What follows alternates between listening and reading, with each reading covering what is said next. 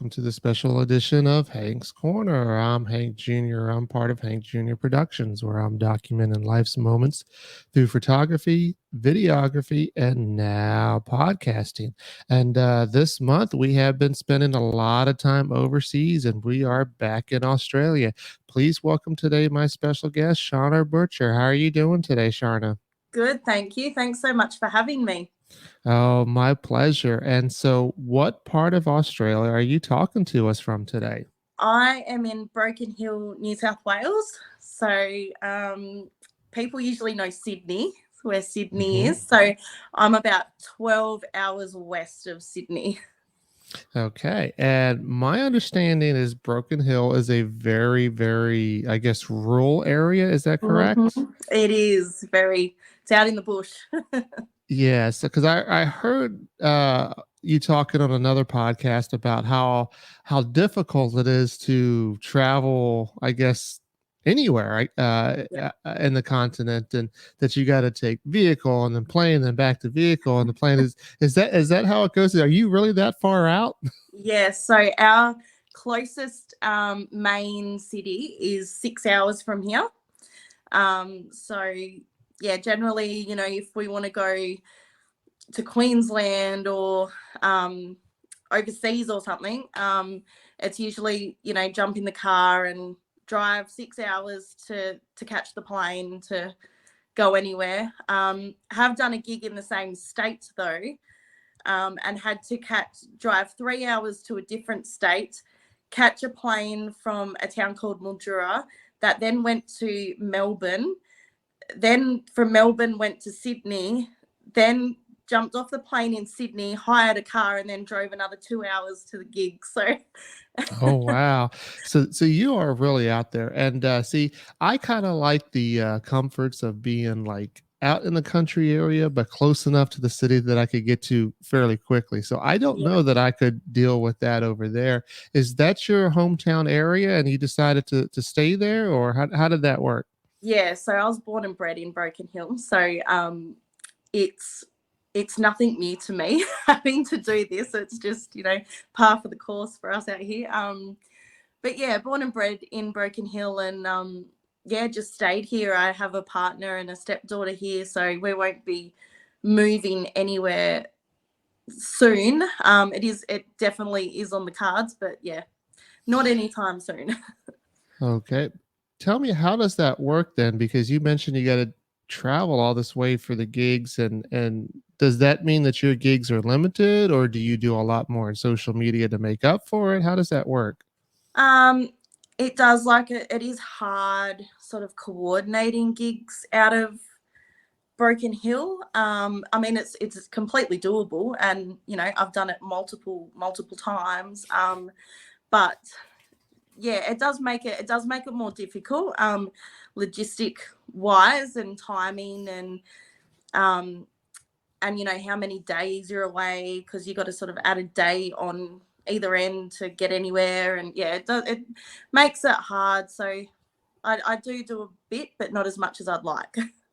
Gotcha. And so, as far as the traveling, did I hear that you did make it over to Nashville at least one time? Yes, so I've been to Nashville twice. Have only been there, like, I recorded my latest album in Nashville back in 2019. So that was the last time I was in Nashville. Not the last time I was in the States, but in Nashville. That was an incredible experience to be able to make it to Nashville and do that, especially, from being out here in Oh yeah. the And middle of did you nowhere. and did you actually get time to enjoy it? Because when I talk to a lot of artists that are from, out of the country, and they come to Nashville, it seems like it's work, work, work, and they probably don't get any free time in to do anything fun. Is that by your head shaking? I'm guessing that's what happened with you. That is exactly what happened. I think I was in Nashville, about 10 days, I think. And I had one day where I could go and do something. And I was that jet lagged and Mhm. tired. I just slept. And I think I went downtown for a couple of hours, and then I couldn't even stay awake to stay down there to, enjoy it enough. So yeah, it was definitely all work and no play.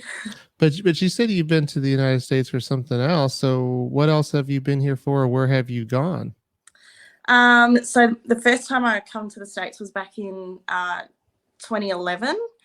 I come over just because it was somewhere that I always wanted to go.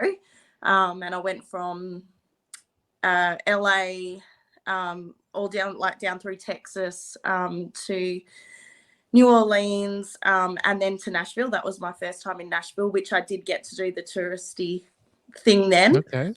And then I didn't get back again until 2019, which I've obviously spent all that time in Nashville, and then drove up to Illinois and up into Canada. And then I come back 6 months after that with my partner and done Vegas. Okay. Well, it Yeah. sounds like you've been all over the country here, even maybe more so than I have. So I'm a little jealous about that because I have not been to Australia yet. It's kind of on my bucket list. I don't know if I'll ever make it that direction, but hopefully I would. Yeah. But tell me, when you tell people, especially from the United States or anywhere else, that you are from Australia, what are some of the biggest misconceptions that foreigners have about Australia? Definitely that we drink Fosters. Mm. We do not drink Fosters. Just pretty much that really. And I can't really, they think we have kangaroos jumping down the street, which we do in my town. I have kangaroos on my front lawn at nighttime, so I've got to be very careful driving down my street. So yeah, So it does happen with the kangaroos. It's just not it's not over. everywhere. I live on the outskirts of town, sort of like I'm on the last street of town, so it's like bush past where I live. So they venture in every now and then, and yeah, you got to be careful at night because they're out and about.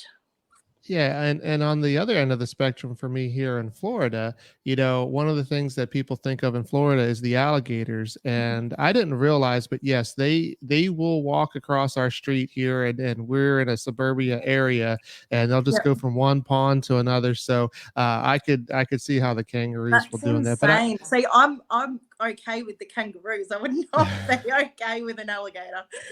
well, the thing about the alligators is they tend to stay away. I don't know about the kangaroos if they try to avoid people, but I definitely don't want to get kicked by one of them, and I definitely don't want to get bit by an alligator. So just keep a distance, maybe take a picture, and that's going on.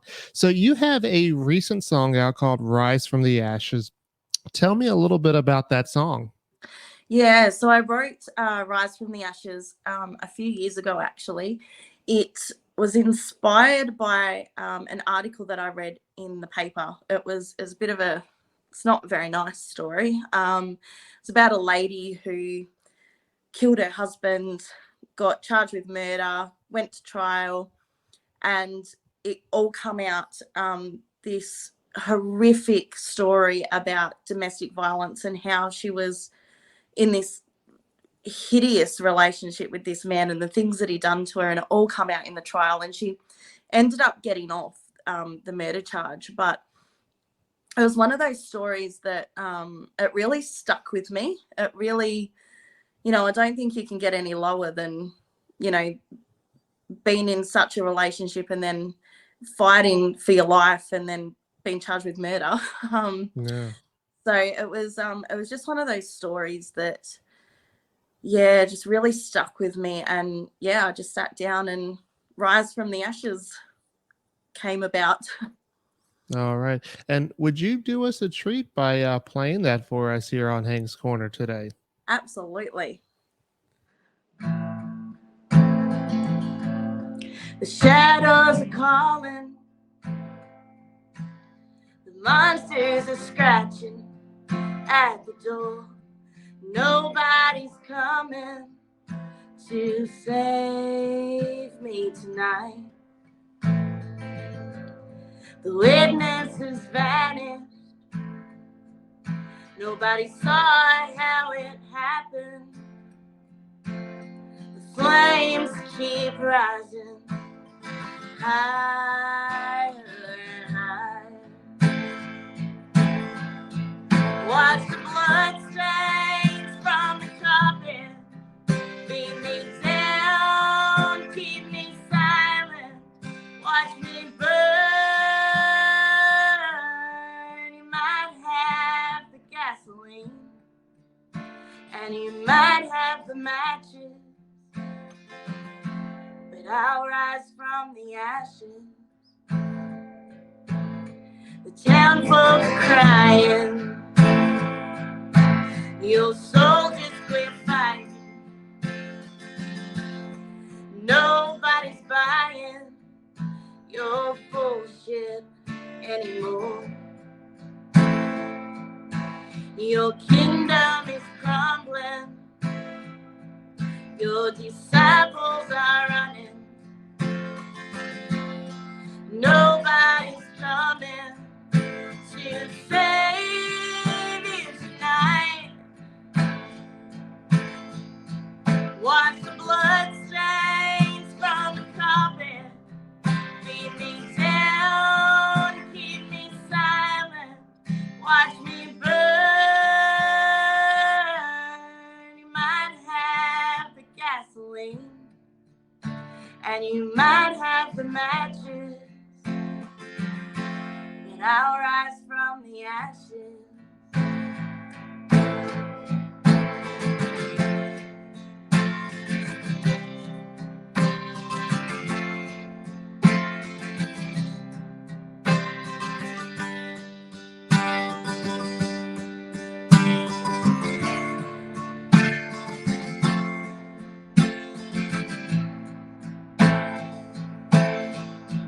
Watch the blood stains from the carpet beat me down, keep me silent.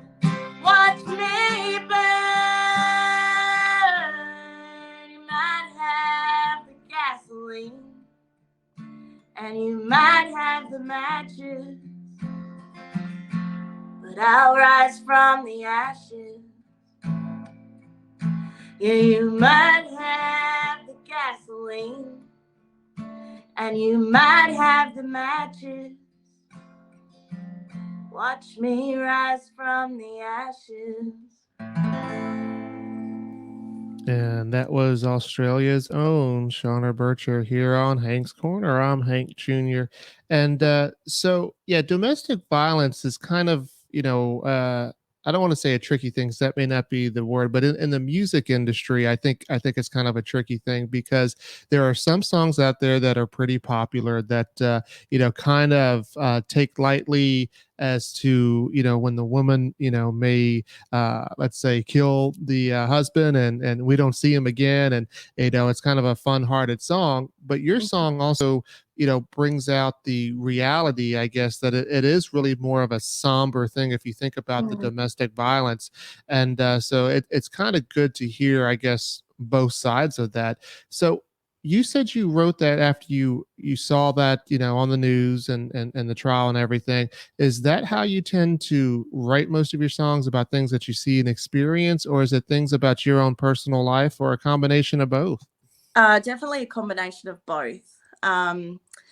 Yeah, a lot, especially, my latest album. It's very, it's quite personal. I wrote a lot of the songs off my latest album after my mum died. So there is, it's not all sad and gloomy and depressing, but yeah, there is a lot of, a few really personal songs on there for me. So it's definitely a combination of both.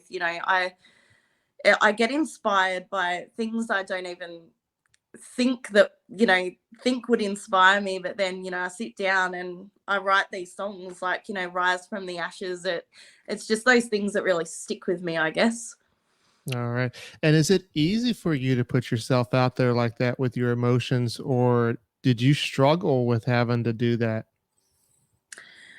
uh I don't I don't think about it. I try not to think about it too much. I don't you know, I don't sit down and write a song and think about all the people that might hear it, or, you know, if it's going to go on an album, or, you know, if it's going to get played on the radio, or if people are going to like it. I don't think about those things. I just sit down and let the songs take me where they need to go, and I worry about all that stuff later.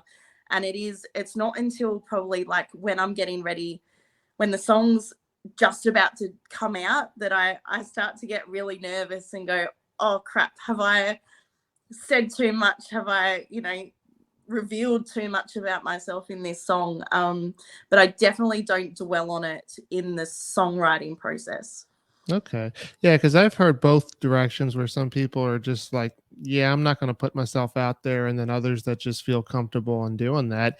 Do you co write a lot? And I guess it got to be kind of difficult in your location, correct? Yes, yeah. So I co-wrote. There's 3 songs on the new album that I co-wrote, but that's about all I've ever done. I don't co-write a lot because it is hard. You know, a lot of the country music community in Australia is over on the East Coast, so you know they're 12 hours away from me, and I don't think writing over, you know, you can do it over FaceTime or Zoom or, you know, whatever, but I think there's something about sitting in a room with someone and sort of feeding off each other's energies, and you don't get that over FaceTime. That's true. And that's interesting that you bring that up because I have talked to a lot of people that say, oh, yeah, it was a half hour Zoom, right? And we got it. And, I just went into the studio and there it was. But then there is the other side to it that some people just feel more comfortable, being in person. And that's got to be the same for, playing in person and feeding off the crowd versus, playing lives on the internet and Definitely. not quite the same thing. So, take us back to your early years, and when did you discover music, and when did you think that, hey, this could be for me? I've always been around music. My dad's a musician, so I grew up watching him playing bands. I was, I think, 9 or 10 before he joined a country band, though. He used to play in like heavy metal rock type bands.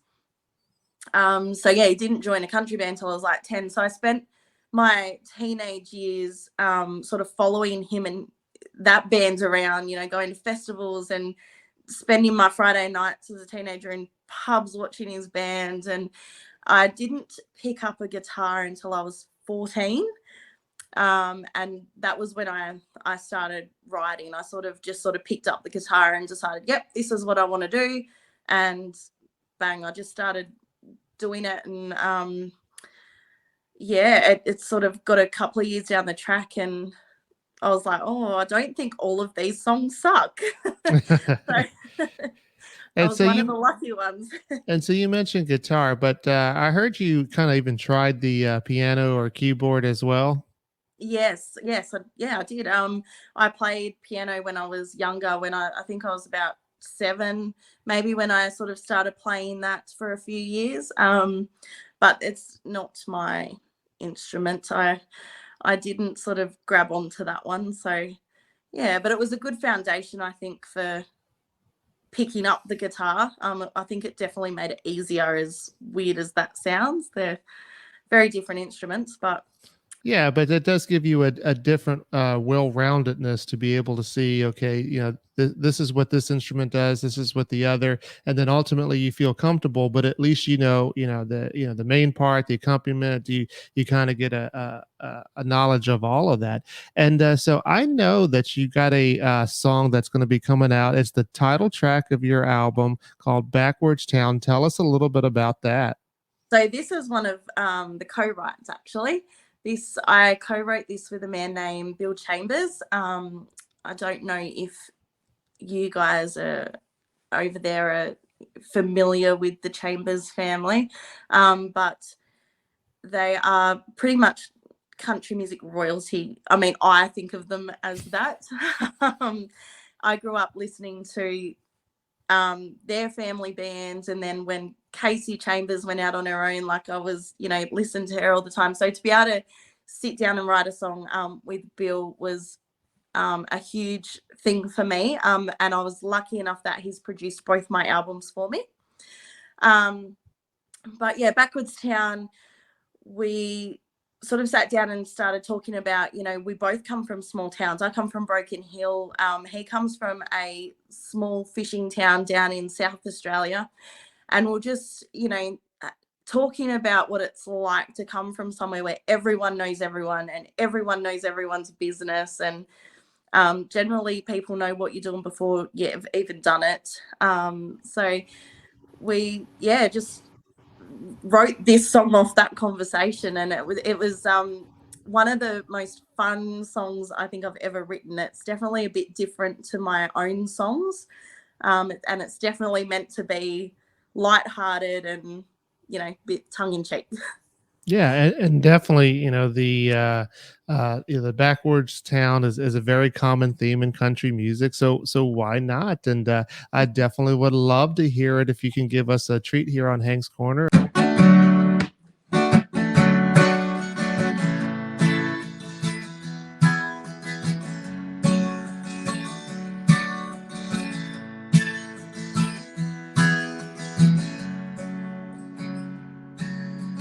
Johnny got in trouble in the local bar. He was drunk and raising hell. He drove out of town and he wrecked his car, and now he's not doing so well. Sarah went and got herself knocked up. She was only 17. Johnny got arrested and he got locked up. Said the kid doesn't look like me. The train keeps rolling in right on time. Things round here never change. The creeks run dry and the grass don't grow. The sky here never rains. The miners rise to meet the sun. The fire shakes the ground. It's hard living, but it's all the same. That's life in a backwoods town.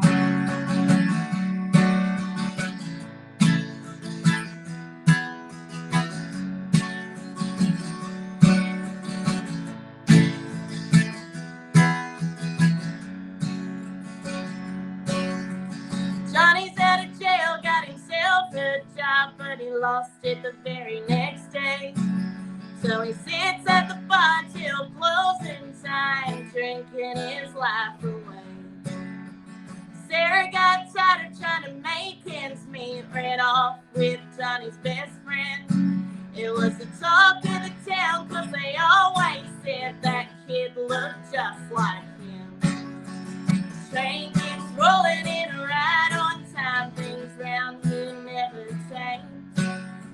The creeks run dry and the grass don't grow. The sky here never rains. The miners rise to meet the sun. The fire shakes the ground. It's hard living, but it's all the same. That's life in a backwoods town.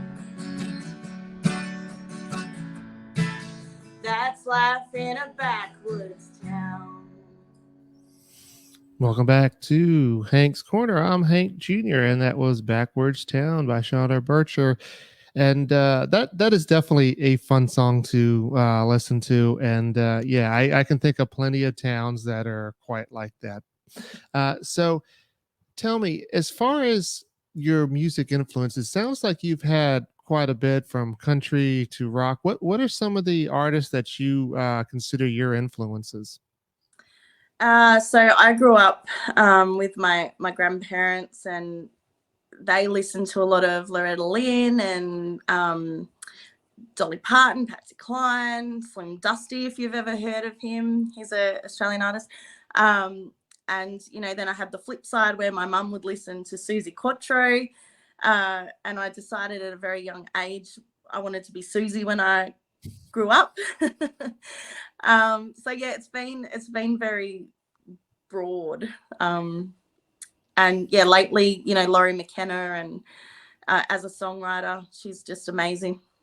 Yeah, because I was going to ask you, what is currently on your playlist? Yeah, so a lot of singer-songwriter types. I like Laurie McKenna. I've got some Brandy Carlisle on there. Jesse Alexander. Those. I just like those real true songwriter people. Okay. And so for the remainder of this portion, I want to get a little bit to know some of the stuff that maybe not have to do with music so much. So one of the questions I always like asking, and I always like asking it even more so when somebody's not local, is what are some of your favorite dishes to eat? Favorite dishes? Oh God. Oh, now I'm drawing an absolute blank. The tough um, questions here. I like tacos, but not authentic Mexican, which is really bad. I like our Australian rip-off version of Mexican. Okay, because that's interesting that you said that because on my last two podcasts that I did, I have one Briana Dinsdale from Australia, and I did have Roisin O'Hagan from the UK, and both of them said that they really enjoy coming to the United States because they like the Oh, Mexican, but you do like the Australian tacos there. Okay, I do. that's fair, and sometimes that's just the way it is, right? You're used to what you grow up with, and that's good for that. So when you're not playing music, what are some of the things that you're doing? Uh, Working. I work a day job, so I do that, and I like my craft. I've got a cricket machine, so I make things and um, label everything. So everything as a label. Yeah, you and my wife would get along just fine because that's what she does too in her spare time. I mean, even this shirt here, she'll make shirts and cups and all kinds of stuff for me to promote Hank Jr. Productions. So I Yeah. think you two would be able to get along just fine. And is there any shows or things that you're binge watching right now? Well, at the moment, if this is, I don't know if it's embarrassing or what it is, but I'm binge watching old episodes of NCIS. Okay. I, yeah, I like um I like crime shows and I watch Big Bang Theory all the time. Me and my partner, that's our show, and yeah, we watch the Big Bang Theory just about every night. We'll watch a couple episodes. Yeah, definitely. We watch that. It's on syndication here over and over every night as well. And so that's probably our go-to show to watch when there's really nothing else on. We definitely love the Big Bang Theory. Yeah. And as far as traveling, so it's obvious that you've been to the United States and got to do some traveling. What are some of the other favorite places that you've been to, and what are some places that you hope to get to sometime soon? Oh, I think I've been all over, but my favorites are probably Europe. I loved Europe. I loved Germany, and Paris was a favorite. London, but my sort of go-tos, like I love Thailand. I love sitting by the pool and drinking a cocktail and reading, and that's another thing that I really enjoy doing is reading a good book. So I'm heading to Thailand actually in a couple of days, so I will Okay. be doing that And is that for vacation or for work? for a holiday vacation. Okay. All right. Yeah, that's the difference. You guys say holiday, we say vacation. Sometimes I forget to interchange the words. But should somebody come to one of your shows, what should they expect? They should expect it's not nothing flashy. I like to stand on stage with my guitar and sing my songs, and connect with my audience.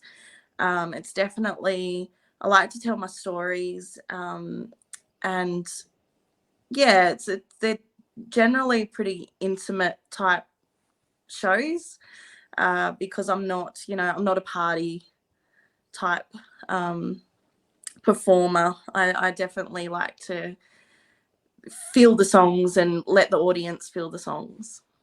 Okay, sounds good. And so, before we leave, I am going to play one more song for you that's called the Girl I Am. I definitely love hearing that song. But I want to say, Sharna, thanks so much for coming on the podcast. I definitely appreciate it. I know it's late where you are, and I'm just beginning my day. So hopefully it continues to be good. But everybody, please check out Sharna Burcher on her social media and shaunaburcher.com, correct? Yes. All right. And hopefully at some point down the line, maybe I will get to see, one of those performances that you talk about. But in the meantime, if you ever want to be a guest on Hank's Corner, you're more than welcome to. Thank you very much for having me.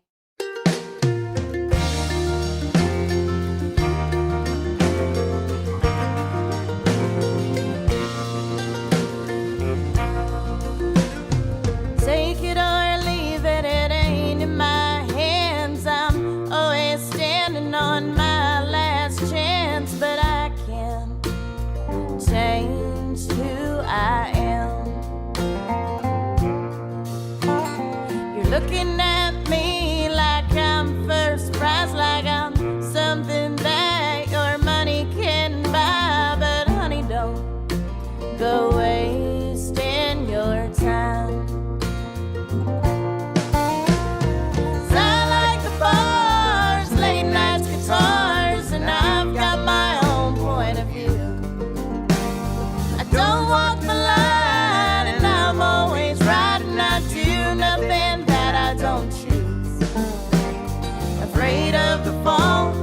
I'm a lost cause.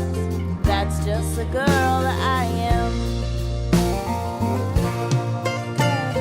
I don't tend to listen, so I need telling twice. I got a heart of gold, but it's cold as ice, and I don't heed too good advice. I like the bars, late nights, guitars, and I've got my own point of view. I don't walk the line, and I'm always right, and I do nothing that I don't choose. Afraid of the fall, I'm a lost cause. That's just the girl that I am.